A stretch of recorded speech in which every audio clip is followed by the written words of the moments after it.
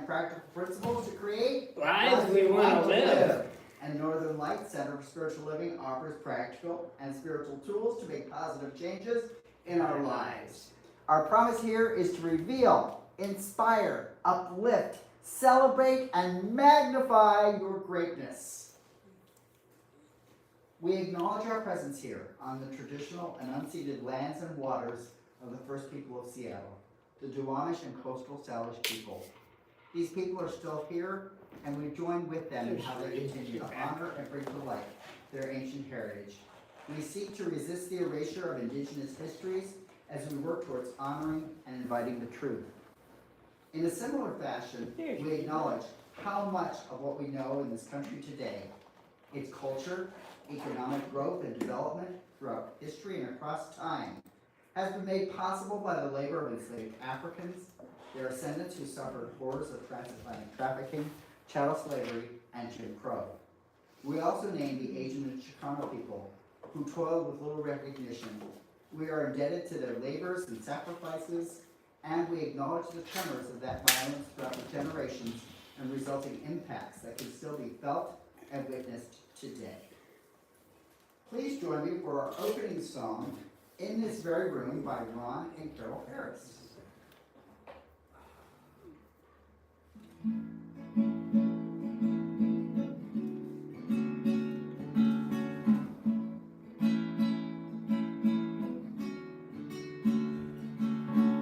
In this very room, there's quite enough love for all the world. And in this very room, there's quite enough joy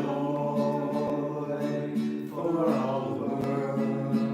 And there's quite enough peace and quite enough power to walk through our every fear. For Spirit, sweet Spirit, is in this very room.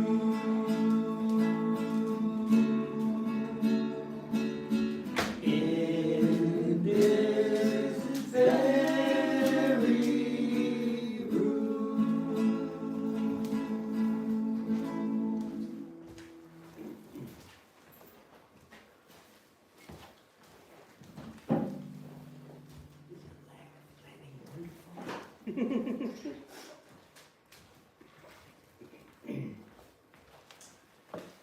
Good morning, all. Good morning. Thanks for being here. At this moment, we're going to prepare ourselves for this morning's meditation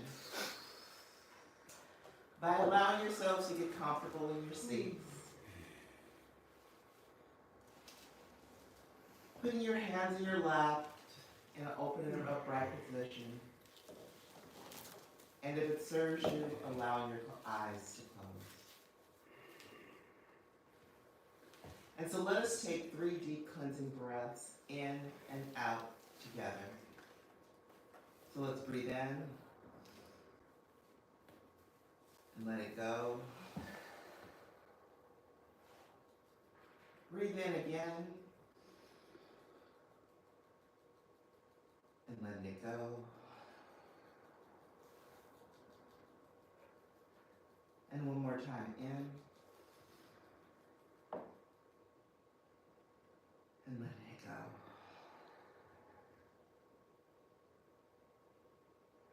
And allowing your body to return to its normal breathing pattern. We just allow ourselves to just get more relaxed. Just letting go of all that's happened prior to this moment.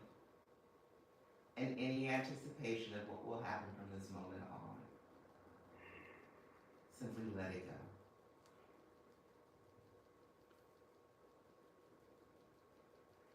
And so in this philosophy, we believe that there are infinite possibilities. That there are no limits, for we are all one with Spirit. And Spirit is infinite. and therefore we are infinite. And all the possibilities are available to us. Just allowing ourselves to be open to the infinite possibilities. And so for the next few moments, let our mantra be, I am open to the possibilities. I am open to the possibilities. I am open to the possibilities. So just say that to yourself and allow it just to wash over you. I am open to the possibilities.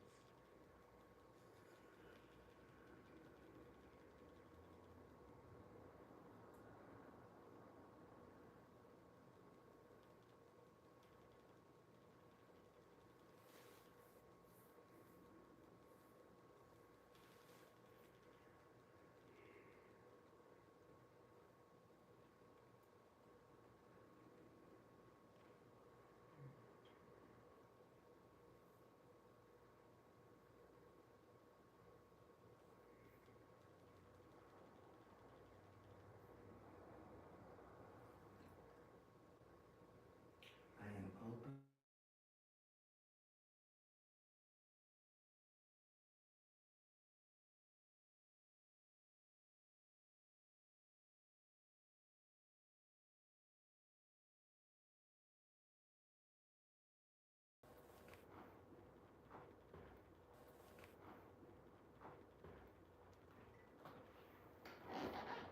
And so as we allow ourselves to come back into this room, to come back into this place,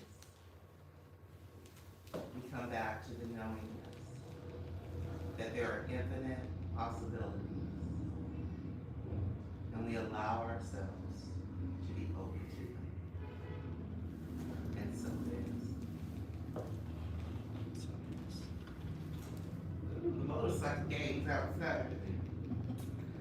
Riding by. Yes, there they go. Entertainment. Uh-huh.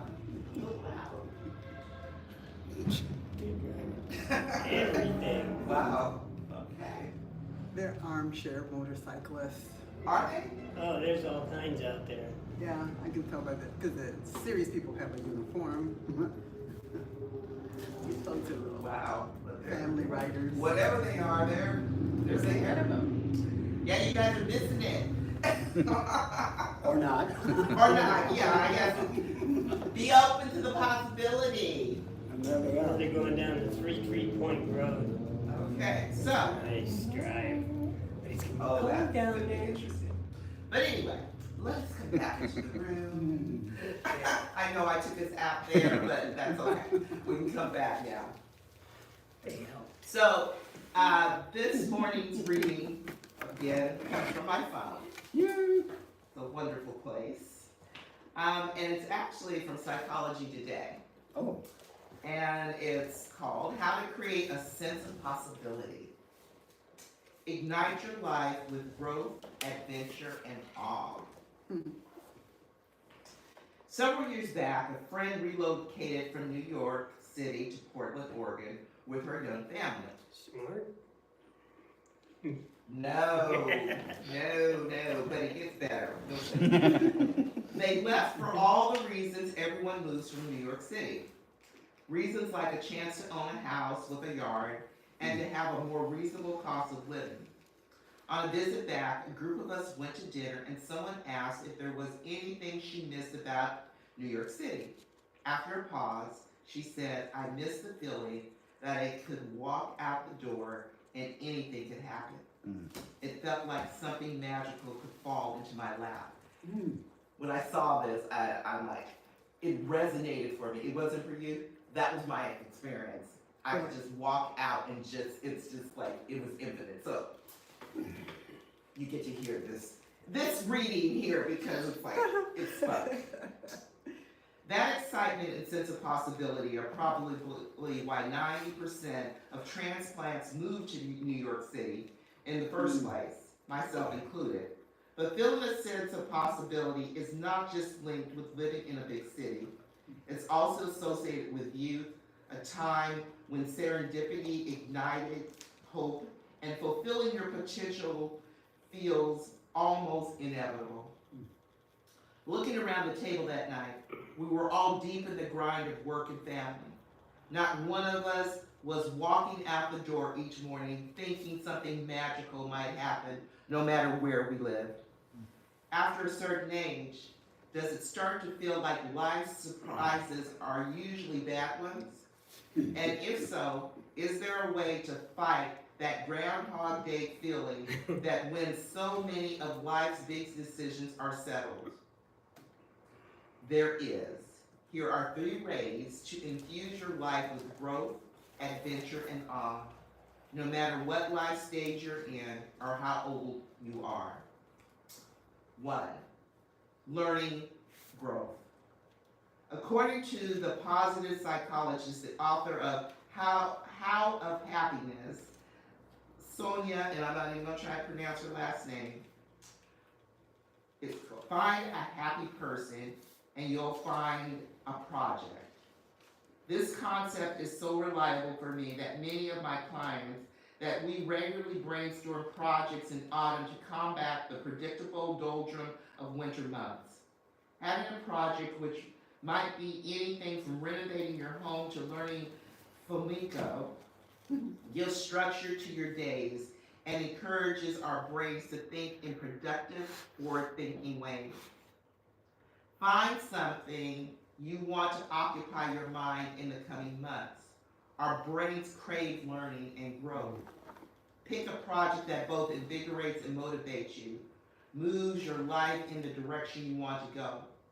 You'll know you hit on something good if you feel a little thrill just imagining it. Expanding your identity by expanding what you're capable of has a powerful effect on your self-esteem and a sense of agency in your life. Number 2, adventure. An acquaintance recently described moving to San Francisco right out of high school. He knew no one and had very little money and no job. In those first few weeks, he would job search in the morning, and in the afternoon he would hop on the BART and take any train out to the very last stop. He walked around wherever he landed, exploring new neighborhoods and getting a better sense of his new home. He says about that time, it sounds like it might have been depressing, but it wasn't. It felt like an adventure. If we define adventure as an epic quest, it can feel out of reach in our day-to-day. If instead we see it as any situation we put ourselves in where we don't know what's going to happen, it suddenly becomes accessible. Novelty, especially when combined with curiosity and persistence, is the ultimate antidote to the daily grind. According to Washington University psychiatrist and researcher C. Robert Cloninger, novelty seeking is one of the traits that keeps you healthy and happy and fosters personality growth as you age. The third is awe. Richard Powers' beautiful book, The Overstory, is a love letter to trees and the people who revere them. Reading the book, I was awestruck by the complexity of this previously invisible to me ecosystem. Powers' mesmerizing use of language inspired me to get out into the forest and soak in all the beauty.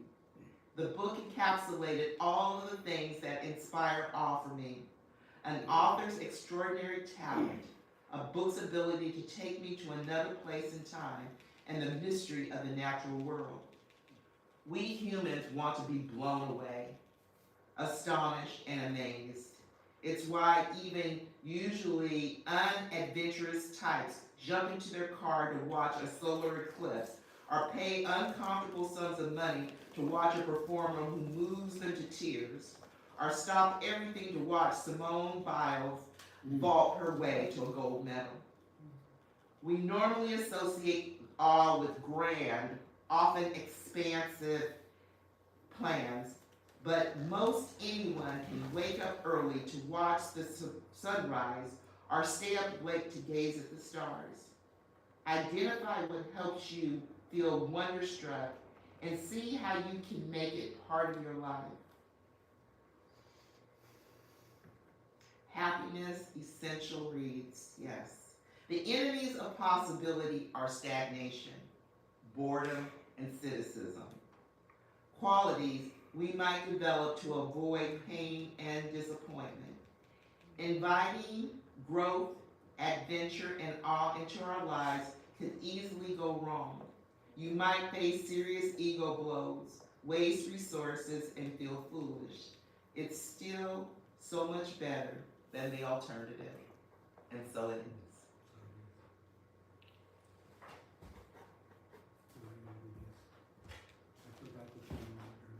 You forgot what?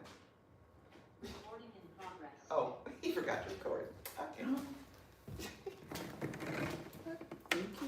You're welcome to do that. You're gonna want a copy of that. Oh, okay. I will send it to Reverend Michael. So we have our declaration. Which will be up in a second, What's up there? And we go through our declaration 3 times. First, we are an expanding and loving community working in a field of infinite potential. We are an expanding and loving community working in a field of infinite potential. We are an expanding and loving community working in a field of infinite potential and possibility. And so it is. So it is. Okay, so now I need to find the positive. Oh gosh. Okay, now. Getting ready to share a lovely song. A lovely song. That's a lovely song. Is there something else? I believe that the door.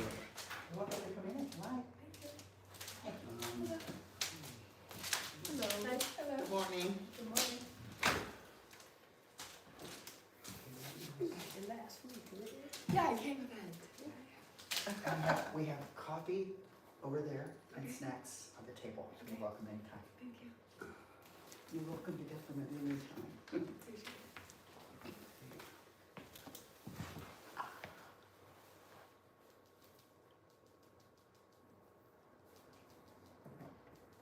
In progress. Watch It's it. thinking.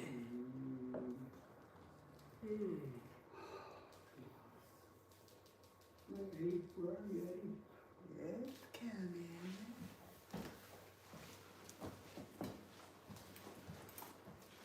There it was. We could be mesmerized by that. I know. Will. It's Watch it. hypnotizing.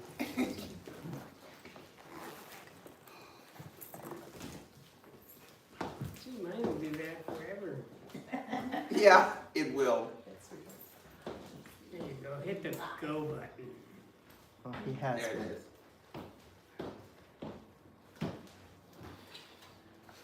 Accept.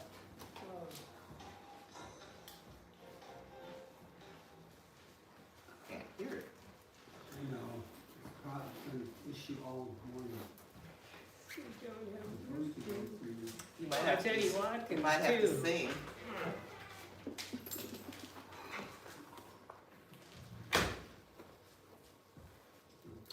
I like Eddie Watkins.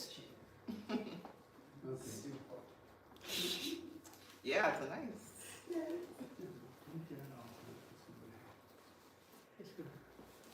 You don't want me to sing this song. I mean, I could. There he is.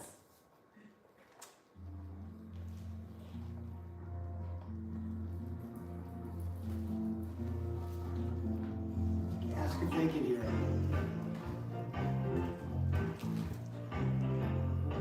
They aren't hearing it. You're not hearing it? Well, I'm not sure. Can you hear the music? Yeah.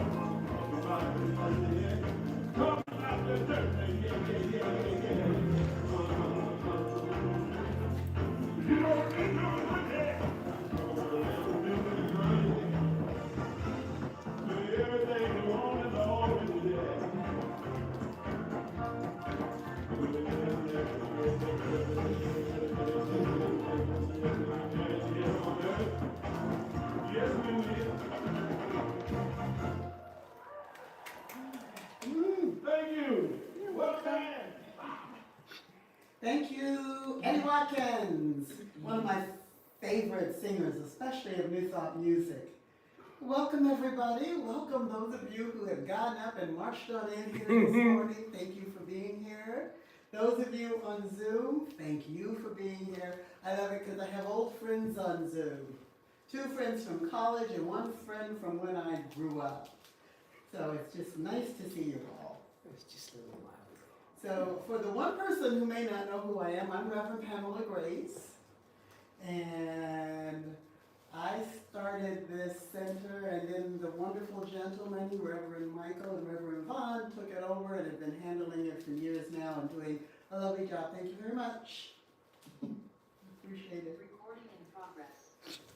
So, this came to me, and I was trying to figure out when or why or how it came to me, but it came to me. So, this talk is about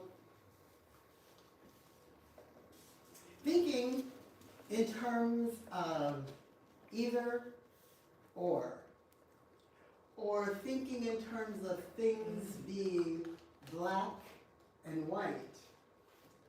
I once dated this guy who saw things very clearly. It was either this or that. And I was in way too many shades of gray.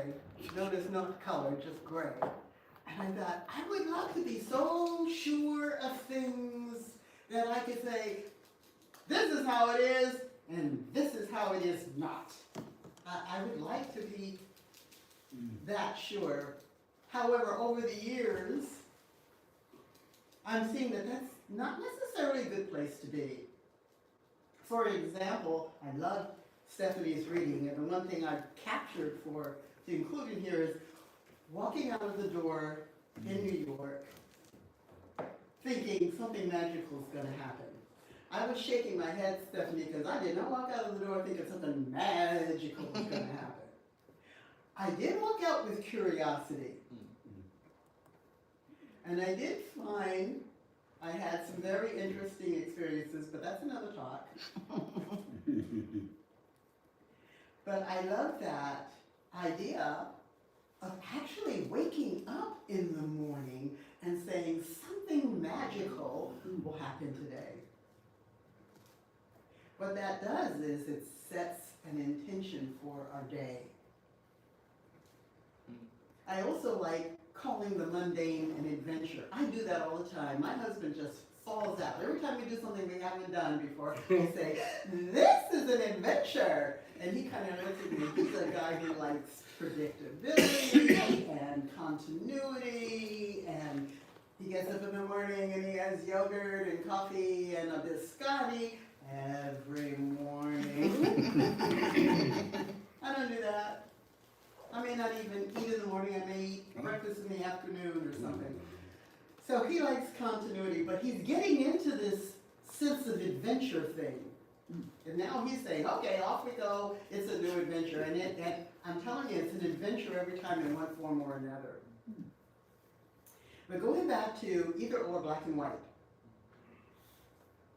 and living in a life where it's either or, black and white. We're in times right now where we are doing a lot of either or, black and white. I won't go into where that's showing up in our society or our culture or our country or even our world. But it's there. And what I'm finding is if we're in the black and white, it's black or it's white, it's good or it's bad. We're not open to the possibilities. We're not open to creating new possibilities. We're not creating possibilities, and that's a little black and white, but it's true. So if I can only see things one way, then I'm not going to see them the other way. I'm not going to see potential. I worked in a company once where, actually I can say more than once because I didn't get the lesson. You know, the universe says, here you go, sweetie, learn from this, and you say, huh? And it says, oh, okay, well, here you go, learn from this. And you say, and oh, you're still not getting it, huh? So, yeah, Jeffrey, you get a Two by lot four. you get a little finger thump, Yeah, at the beginning. and if that doesn't get it, then you get Oh, right my to the back of the head. Yeah. So, Yeah, yeah. the universe is always bringing us these opportunities to grow. So, as I said, I was in a company or more where I was like, oh, this is all wrong. This is not how things should be. I remember one job that I really told the universe I wanted, and I got it. And this was before I was in science of mind. Got this job. I was like, yay, I got this job. And within a week I knew, uh-oh, wrong job. And I spent a whole lot of years saying, uh-oh, I need to fix this. Uh-oh, this isn't good. And after I left that company, I thought, you know, there actually was a lot of good for me personally in that company.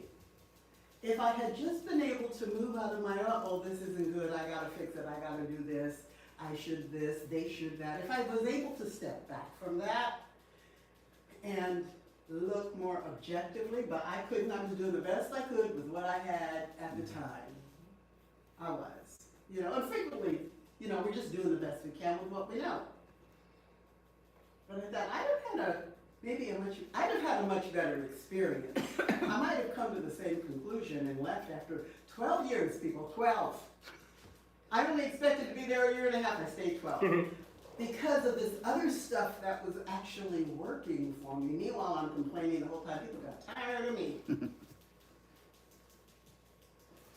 So, the only thing that does is tell me now, when I'm in a situation where it's not how I think it should be. Oh, notice that little word, should. Should. This is a big one, I'll get in trouble. Then I try to think more openly. The universe has been telling me lately, be more expansive. And I keep saying, well, what does that mean? Expensive where? Does that mean I get to eat more desserts? Oh, no, that's not it.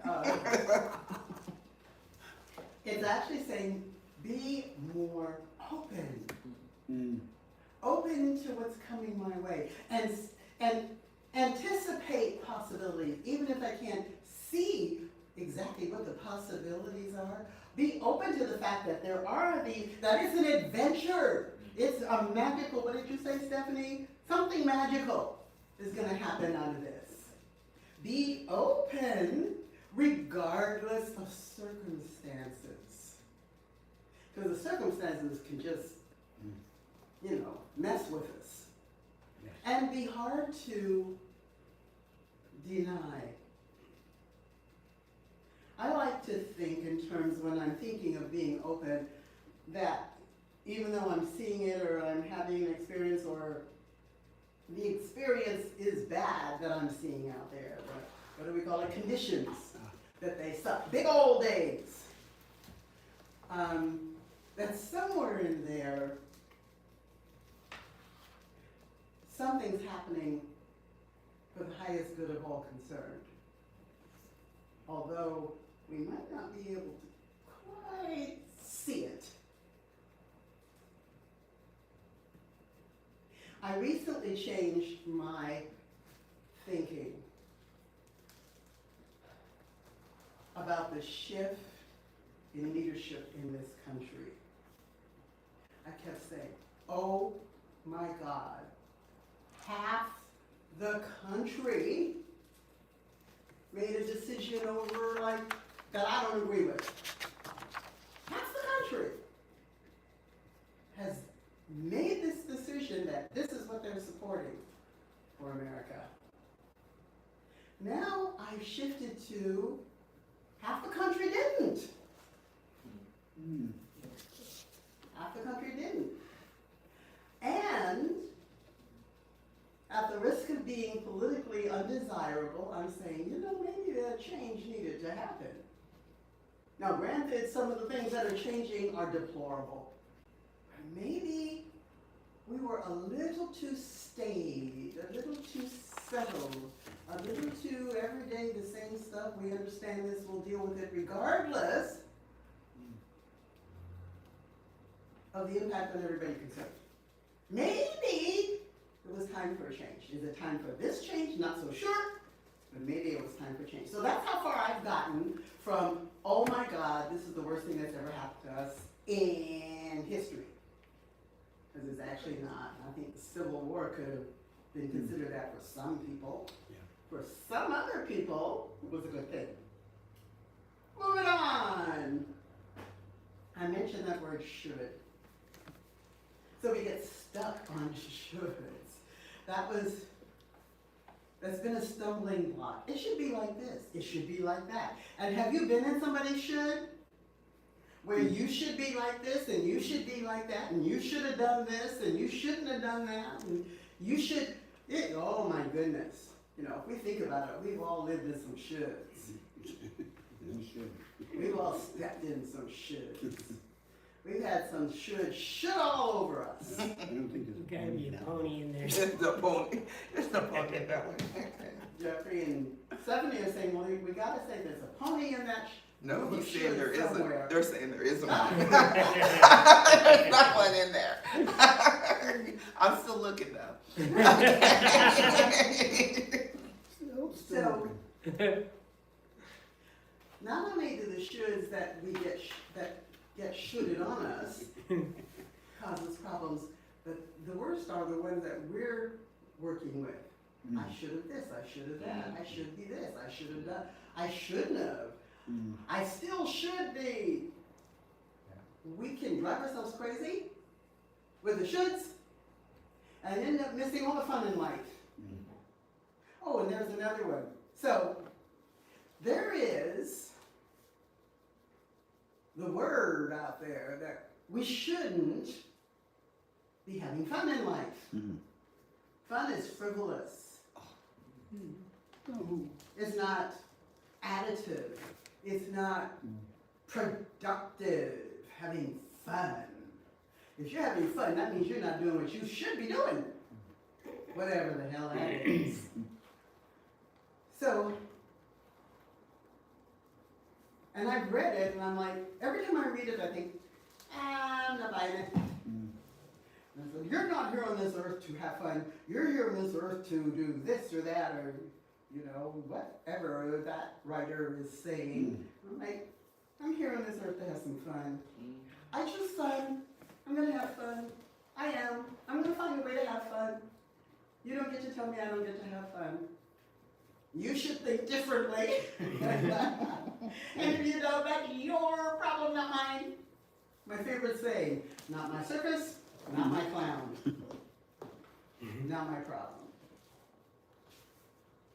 So looking at the shoulds, we actually can have fun. I have said to folks occasionally, why would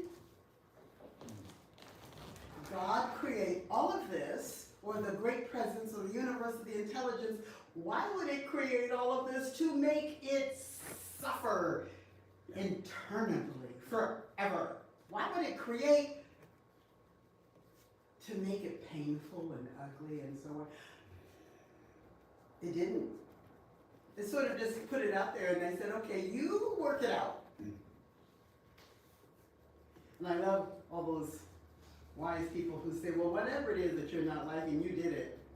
I'm like, you know what? That's a whole lot of weight to put on my individual shoulders. It's a bit much. I did not do all of it. But maybe I had a little piece of it. So our journey, our mission, that's right, is to look inside. Look inside. What is my piece in this? I tell my husband whenever we have a disagreement, I need space and time. He wants to go right there. What is this? Why are you saying that? Why don't you, what's your problem? I'll come back to you on that. We're still working that out. But I have to process, and I have to, cause I'm over here. I'm not in the middle, I'm not necessarily rational or objective or in the mood to forgive or love. That's not where I am in the height of upset. So I need to be able to step back, and I imagine I'm not the only person. I think there are people who could just go right to it and work right through it. I've known some of those people. I'm not one of them. So getting to understand, I need to go back and say, okay, so what am I hung up on here? What's driving this? And this is what happens to us when we're in those black and white positions. Something's driving us that's generally very old. An old belief, a childhood message, a message from the environment, from the culture, from the friends, from the television, from the movies, from the whatever. We've taken in some stuff and we've made it our truth. And there are times when truth it's just data, it's not the truth. We may have had a difficult childhood. A whole lot of people have. Sometimes I wonder how so many folks have come out the same as they've come out. Because people say, oh, well, so-and-so came from a dysfunctional family. And I'm like, show me a functional family. What does it look like? Haven't seen one. TV. yeah. So we all But got they work. stuff Some that of we're them- carrying. And it's our job to figure it out. And in some cases with the dysfunction, it's so deep that we need help. Mhm. We can't just do it all by sitting in the morning, umming and meditating. We got somebody to, we need someone to help us open the doors to our minds where that stuff is stored. I think of it like in one of the in the first Harry Potter movie, where he's taken to the bank that's run by the dwarves. And they go deep into the mines, to the vault where the money his parents left for him. Well, some of our beliefs are like that. They're just deep. And we have to go deep, and we can't always do that by ourselves. So I am a supporter of getting help. To dig out those blacks and whites and what's supporting them. And I think it was in Stephanie's reading, but some of the things that support our black and white attitudes are fear, or we're living from criticism and judgment, or, and I like the reading's approach to it, or we're not embracing change and adventure and possibilities. I have found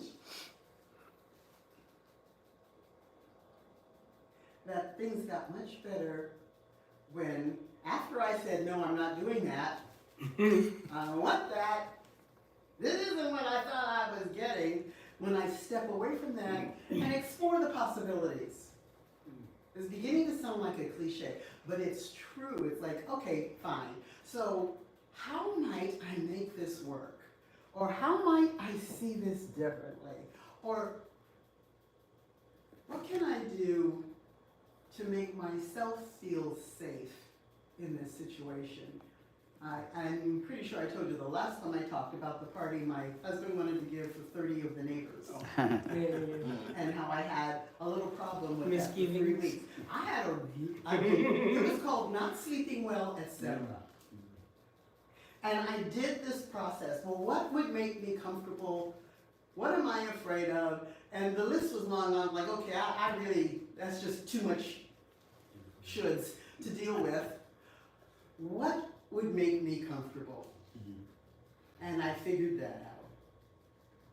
And then I said, what can I take joy in? And my taking joy in was making appetizers for the event. That was so much fun being creative. I looked online and I looked at the latest charcuterie board people and how they spread their stuff out. Because making things pretty has not been my skill, but you can learn it. You know, parsley goes a long ways. And alternating colors in the vegetables. Red, green, makes it pretty. Yes. And as I told you when I told you this before, the clincher was when I got out of myself and said, how do I want them to feel? How do I I want them to enjoy it? What would that look like? So I stopped thinking about, oh my God, I'm having strange people in my house, and thought about how to make them comfortable, and that resolved everything. So in these black and whites and shoulds and either ors, the first step away from that is, well, what's another solution? Well, actually, the first step is, well, why am I attached to this? But if, like I just described, you've got to go down to the vaults with the gnomes and the dwarves on a little rickety, like Harry Potter did, if it involves all that, skip that and go straight to, okay, so how could I make it a good thing for me and everybody concerned? I love having Morgan on, because when Morgan and I were in school, I was having a really hard time being away from home in a very strange environment. There were 12,000 white folks and 25 of us, including the Africans, whom we didn't include as us. And they didn't include us as us either. They're a little different culture, different world.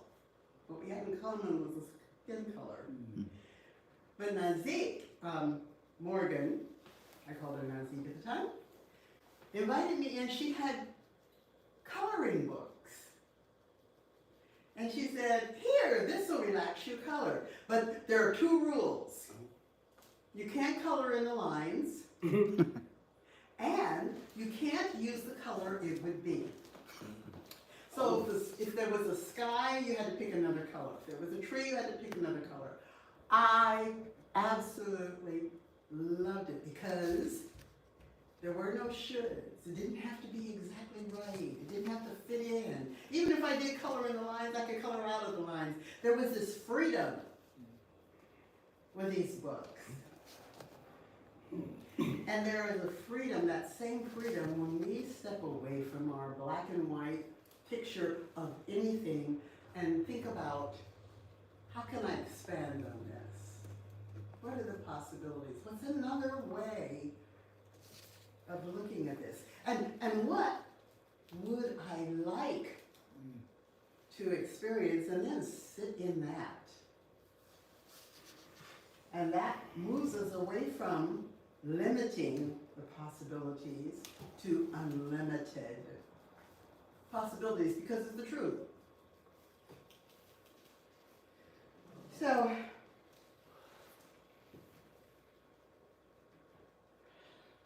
we're talking about a switcheroonie here. That's a word I learned in a song. Switcheroonie. Can't remember the song now, but I remember I thought, that's a funny word. It's a 1930s or 40s word. Da da da da da da da da da da da da da. Out catting that satin doll. That was the song. Oh. I knew I'd get it. In that song is switcheroonie. She decides to flirt with him instead of waiting for him to flirt with her. So we're talking about a switcheroonie here on our thinking. Change the thinking. Change your experience of life. Yeah, I know. That's what we've heard all along, but it's true.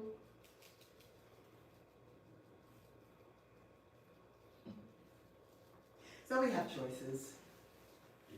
We can hang out in the dark, or we can move a little toward an enlightened experience. And as I said, I think I said this the last time, we can be willing to be willing to be willing to have a different experience.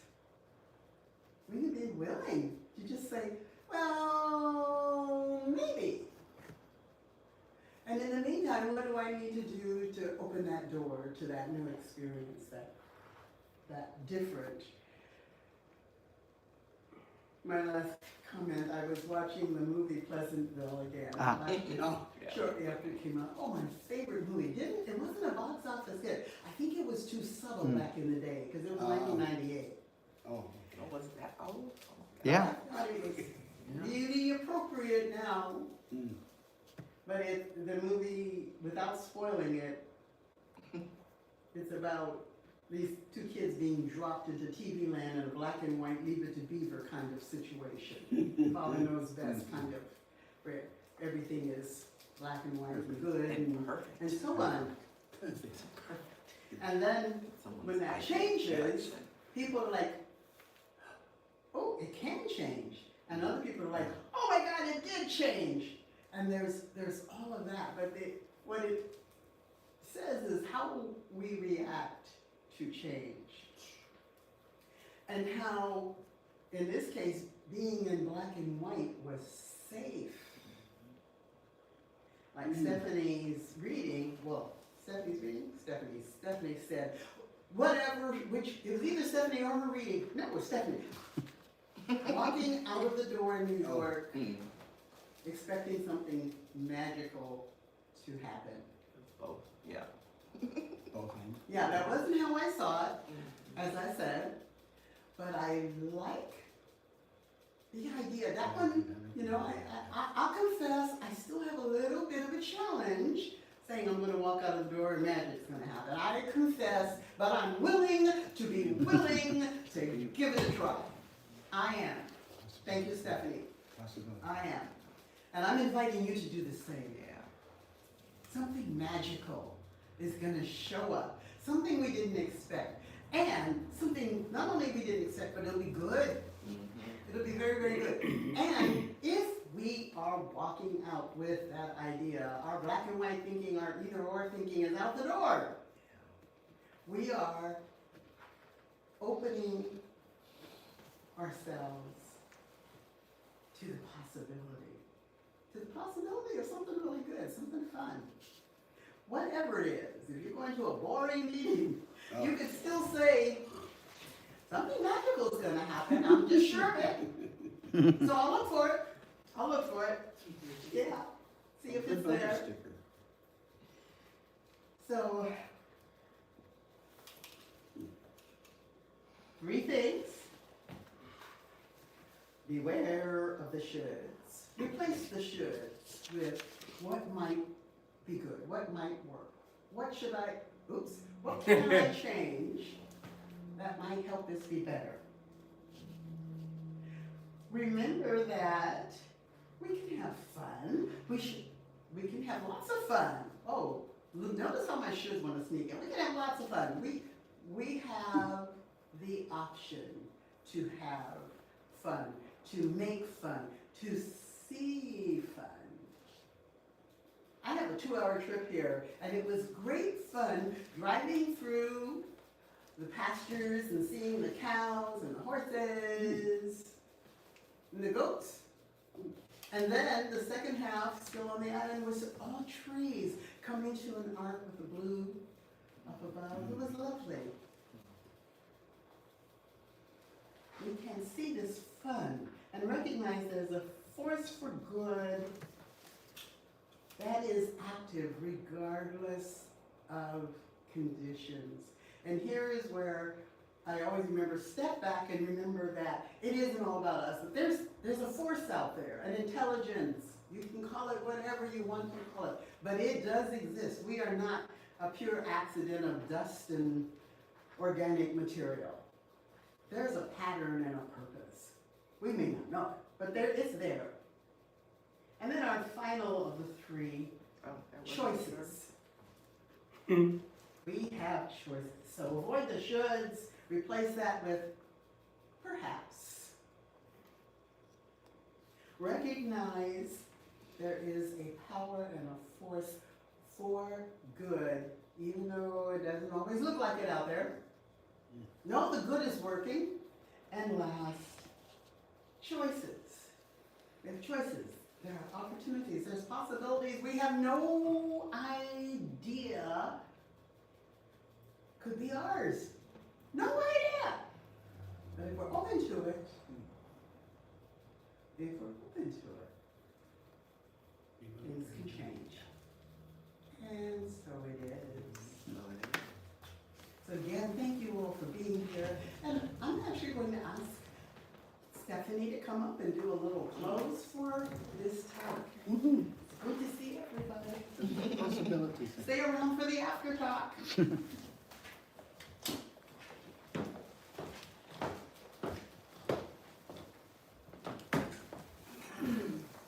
I like this too.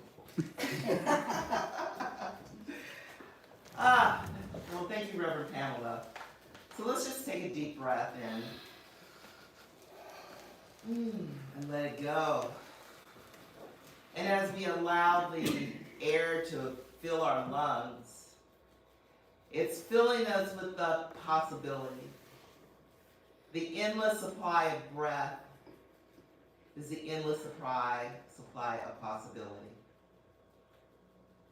Being open to the magic in each and every moment.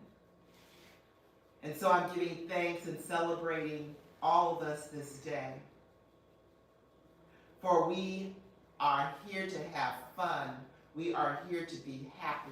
We are here to just uplift and to enjoy life. And in this enjoyment of life, we let go of the black and the white, and we open to the awe, to the adventure, to the infinite possibilities that are ours. It is our choice.